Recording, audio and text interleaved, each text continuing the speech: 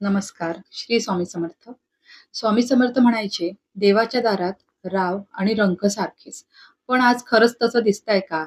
आज मंदिरात 2 रांगा दिसतात. एक सामान्य भक्ताची आणि दुसरी व्ही-आय-पी लोकांची. एका बाजूला गरीब माणूस तासनतास उभा असतो, तर दुसऱ्या बाजूला पैसा, ओळख किंवा सत्ता असलेले लोक थेट गाभाऱ्यापर्यंत पोहोचतात. आणि हे बघितलं की समर्थांची ती घटना आठवते.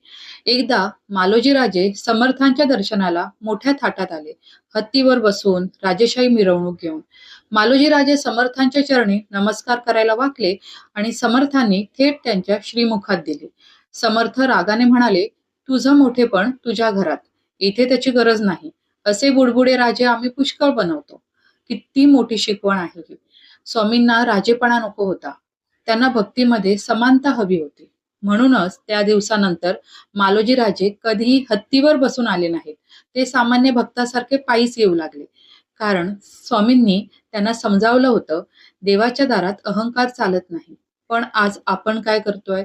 एखादा मंत्री आला, एखादा अभिनेता आला, एखादा उद्योगपती आला, की मंदिर प्रशासन लगेच सामान्य भक्तांची रांग थांबवतं. थांबा, व्ही-आय-पी दर्शन सुरू आहे, असं सांगतं. आणि मग सामान्य भक्ताला ढकललं जातं. चला, पुढे चला, वेळ नाही. खरं सांगायचं तर अनेक भक्तांचा राग हा देवावर नसतो, तर त्या व्यवस्थेवर असतो, जी देवासमोरही भेदभाव करते. देशभरात यावर किती वेळा प्रश्न उपस्थित झालेले आहेत. मद्रास हायकोर्टाने सुद्धा मंदिरामधल्या व्ही-आय-पी संस्कृतीवर नाराजी व्यक्त केली होती. मंदिरामधील व्ही-आय-पी दर्शनाची संस्कृती थांबवली पाहिजे, कारण ती समानतेच्या भावनेला धक्का देते. त्र्यंबकेश्वर मंदिरात तर व्ही-आय-पी दर्शनाच्या नावाखाली पैसे घेऊन घोटाळा झाल्याची बातमी समोर आली. सामान्य भक्तांच्या श्रद्धेचाच व्यवसाय झाला. काही मंदिरामध्ये तर लोकांनी तक्रार केली की पैसे देणाऱ्यांना जास्त वेळ दर्शन दिलं जातं आणि बाकी भक्तांना घाईघाईत बाहेर काढलं जातं. आणि हीच गोष्ट मनाला टोचते.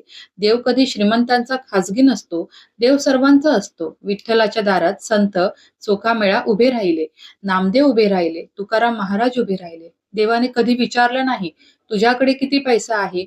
देव फक्त मन बघतो. आज मंदिरं मोठी झाली, दानपेट्या मोठ्या झाल्या, व्यवस्था मोठ्या झाल्या, पण विचार मात्र लहान झाले. स्वामींनी त्या काळी राजाला थांबवलं कारण त्यांना भक्ती वाचवायची होती. आणि आज गरज आहे ती पुन्हा स्वामींच्या त्या शिकवणीची. कारण देवाच्या दारात जर गरिबाला कमीपणा वाटायला लागला, तर ती भक्ती राहत नाही, तो व्यवहार होतो आणि शेवटी एकच, देवाच्या दारात चप्पल बाहेर काढतात, पण काही लोक अजूनही अहंकार आत घेऊन जातात. आणि म्हणूनच स्वामींचं ते वाक्य आजही तितकं खरं वाटतं, "तुझं मोठेपण तुझ्या घरात, येथे त्याची गरज नाही." धन्यवाद. श्री स्वामी समर्थ.